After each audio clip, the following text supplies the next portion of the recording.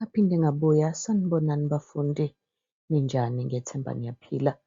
NguThandeka igama uKabekwa, ovela kuKabekwa Mumbo Publications.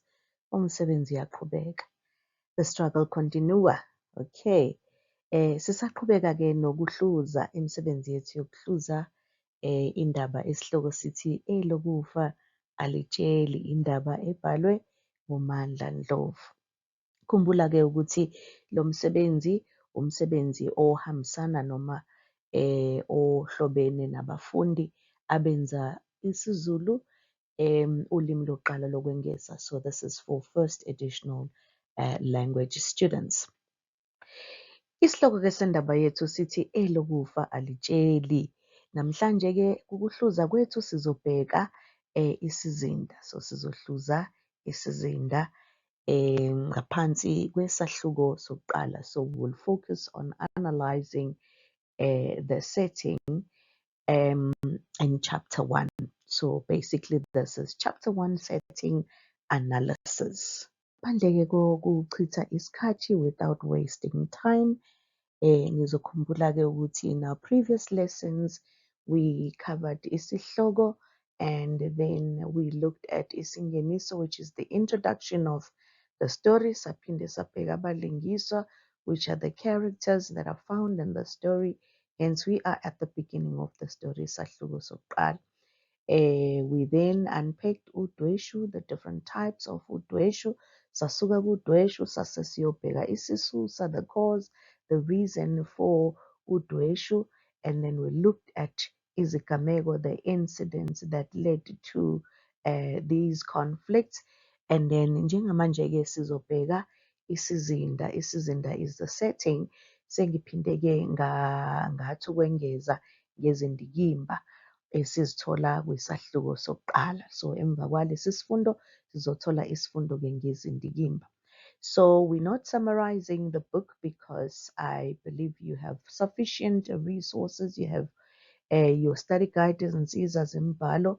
If you don't, please just visit our website www.kabekwamumbo.co.za. Ungakhohlwa-ke phela ukusubscribe nokulayikha imisebenzi yethu. Ngicabanga ukuthi kwenza omkhulu umehluko ukuhluza kancane kancane, to analyze in bits and bobs, just like how we are doing. For chapter 2, we are going to do exactly the same thing, where we will be unpacking all of these long questions. Ake sibheke-ke isizinda, right? So yini isizinda? What is an isizinda? Right, isizinda is a setting ngesilungu noma ngesingisi, and isizinda-ke sakhiwe izinhlaka ezintathu, meaning it is made up of three structures or three pillars. So which are indawo, the place, and bese kuba isikhathi, which is the time. Siphinde sithole isimo senhlalo, which is a lifestyle, indlela abantu bakuleyo ndawo abaphila ngayo kuyo khona lapho endabeni. So masibheka isizinda sibheka nje leziya zinto, leziya zakhi ezintathu. Zikhona-ke konke ezinye izakhi that falls under isimo senhlalo, the lifestyle, like isimo somnotho. Isimo somnotho, it just it is not a separate pillar or a separate entity, but it also forms part of isimo senhlalo, the lifestyle. Manje sibheke-ke indawo ukuthi sichaza kanjani indawo. Let us look at how we describe the place under the setting. So when given a question that requires us to unpack indawo or to explain indawo endabeni, uma sinikezwe umbuzo or sicela ukuthi sichaze isizinda, bese kuthi kwisizinda bese sichaza indawo ngaphansi kwesizinda. Into yokuqala ebalulekile ukuthi sisho ukuthi indaba yenzeka endaweni yasemakhaya, endaweni enjani. So you explain the place. So kukhona indawo yasemakhaya, which is the rural area or the homelands. indaba may also happen edolobheni, iyenzeke edolobheni in the cities, noma elokishini, which is in the township, right? So kubalulekile-ke ukuthi after you have mentioned, after you have stated where the story is located, or where the location of the story where it is happening, right? The place where it is happening, you then have to uyasekela, you substantiate ukuthi kungani usho njalo. Why do you say indaba yenzeka endaweni yasemakhaya, in the rural area? Kungani uthi indaba yenzeka edolobheni? Why do you say the story happens or it occurs in the city? Kungani uthi indaba yenzeka elokishini? Ngokujwayelekile umbuzo-ke that focuses on indawo, the question that focuses on indawo uba u-2 marks, because they want you to state the place where the story is happening and also be able to substantiate, to support as to why you say that. So how can you support, how can you substantiate? Uyakwazi ukusekela ngezigameko, right?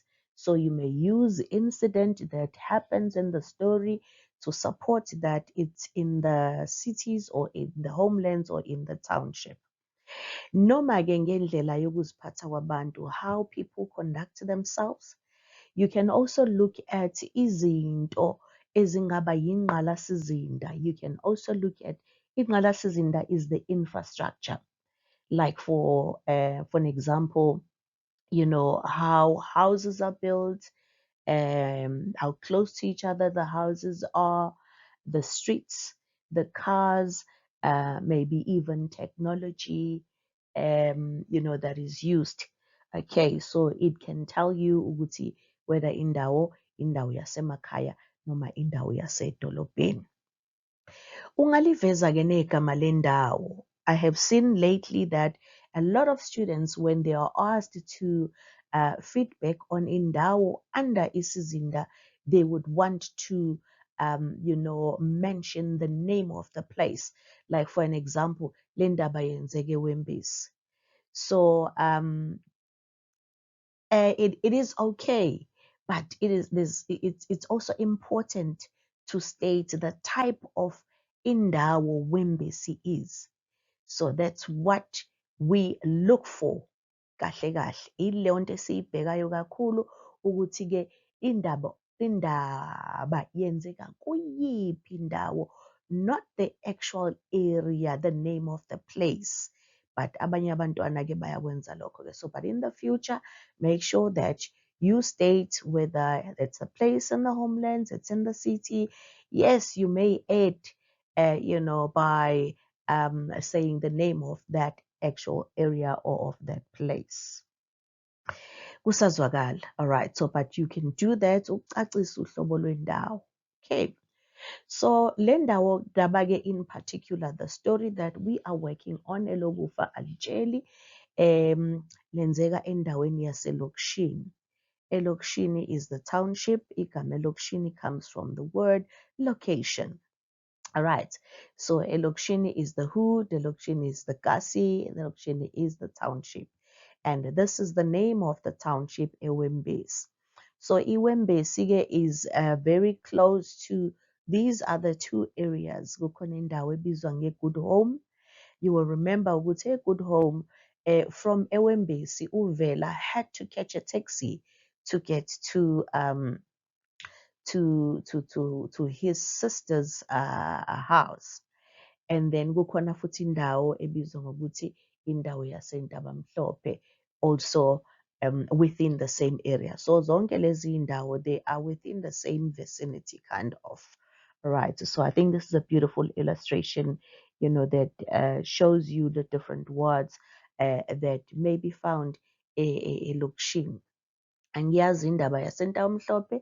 I know ukuthi eWembesi it's somewhere around Escort, and a Good Home, I know ukuthi it's another township that is, you know, also within the same area. Kodwa-ke, this is how you describe indawo under isizinda. Iyona indlela ochaza ngayo indawo leya ngaphansi kwesizinda. Sisichaza kanjani-ke isikhathi ngaphansi kwesizinda? How do we describe time under the setting ngaphansi kwesizini? So kubalulekile ukuthi usho ukuthi isikhathi samanje noma isikhathi sakudala. That is very important. You have to state whether the story is happening in modern times or in olden days or in ancient times. You after saying this, you then support, uyasekela ngezinto ezitholakala endaweni noma ngendlela abantu abaziphatha ngayo, or you substantiate by using examples of how people conduct themselves. Kuyenzeka-ke indaba ibhalwe esikhathini sakudala iveze kodwa ezinye izinto ezitholakala esikhathini samanje okubalulekile nje okufanele ukwazi ukwenza ukusekela. So we may sometimes have a story that shows a lot of things that indicates that it was written in the olden days. But also you'll find it the same story. It shows izinto, examples of things that are happening nowadays or in modern times. So, but again, the key or what is important is your substantiation, how you support whatever you say. So it's very important ukusekela wakho. So mawunikeza izibonelo when you sekela, when you support, you can just indicate maybe the use of izinto that were most common in the olden days, njengocingo lwasendlini, as you can see. So this is the landline, or maybe in a story chaza ukuthi babhalelana iy'ncwadi, they still send each other mail.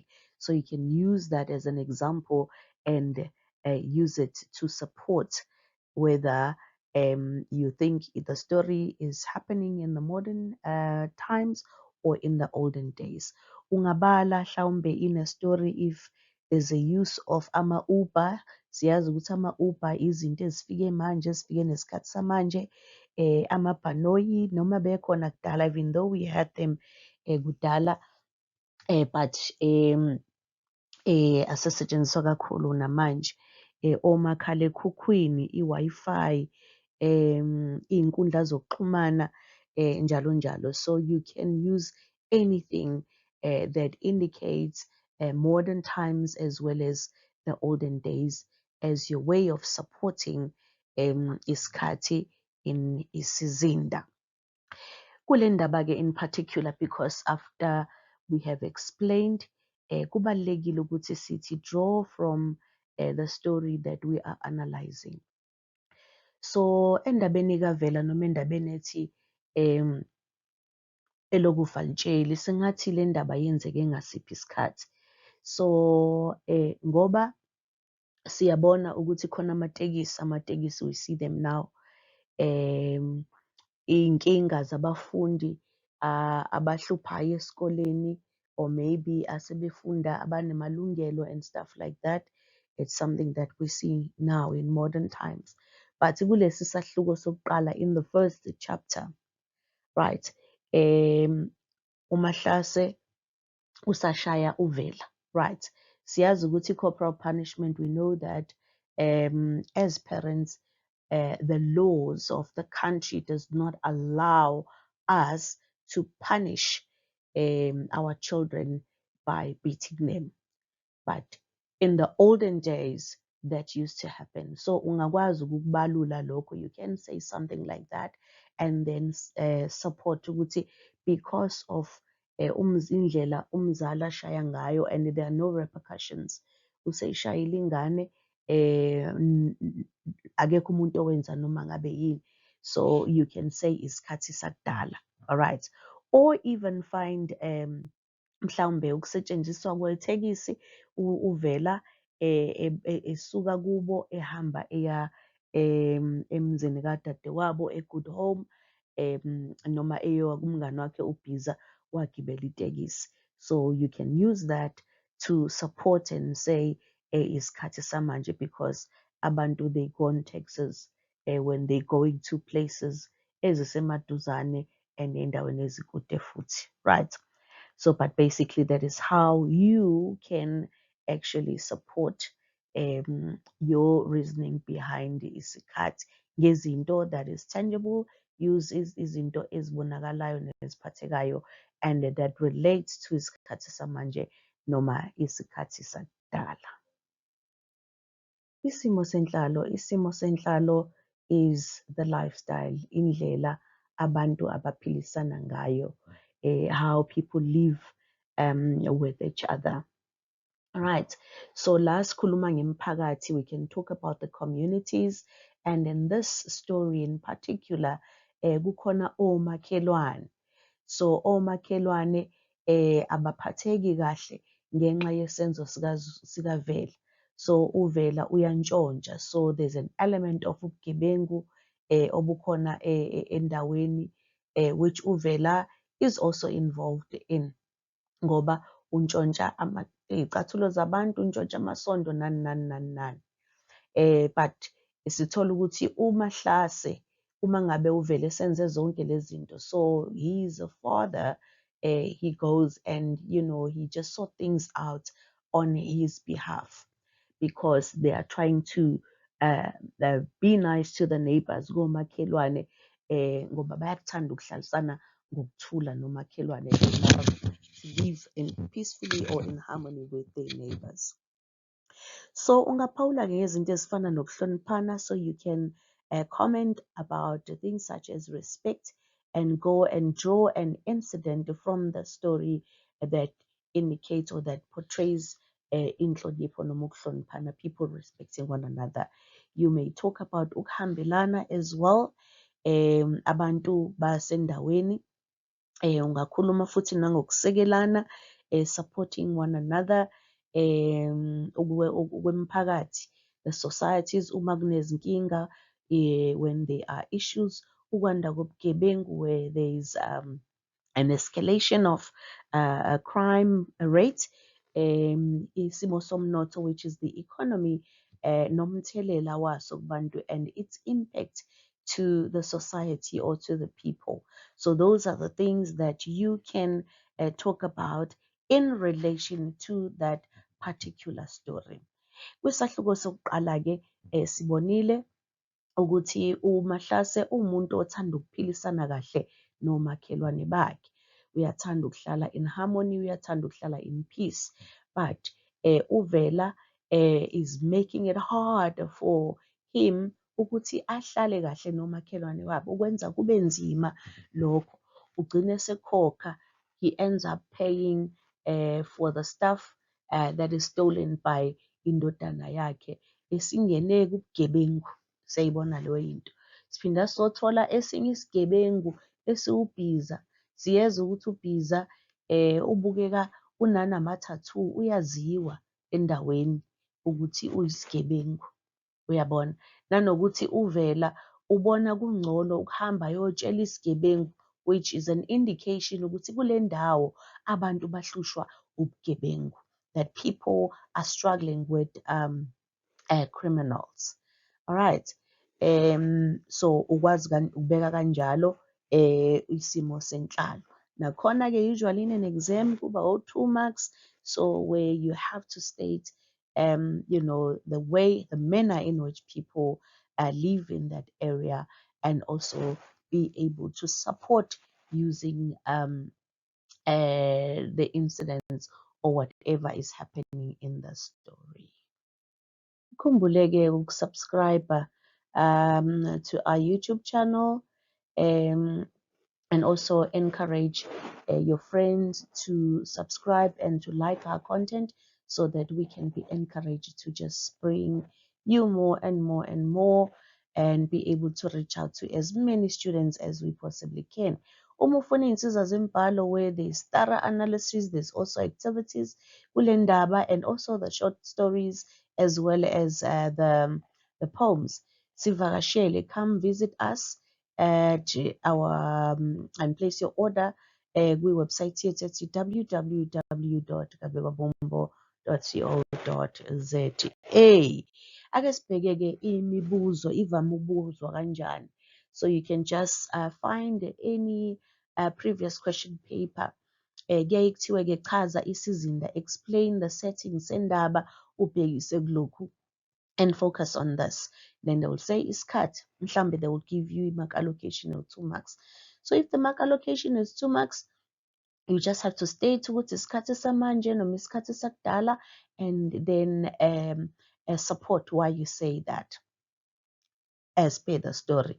Indawo, indawo yasemakhaya, indawo yasedolobheni, indawo yaselokishini, and you support. Isimo senhlalo, how do people live, the manner in which people conduct themselves, zonke lezo zinto ezinjalo, and you support with 2 marks. Right. Sisazothola-ke isikhathi sokuthi sibheke imibuzo nje kuphela. Imibuzo, as the time goes by, we'll tackle the questions, especially the long questions. Umbuzo 2, umbuzo 3, which is a dialogue, bese kuba umbuzo 4, nombuzo 5 or essay as isikhathi siqhubeka. But we start small like this. Ngiyabonga-ke ngokungilalela. Igama nguThandeka Okabekwa ovela kwikabekwa Mumbo Publications.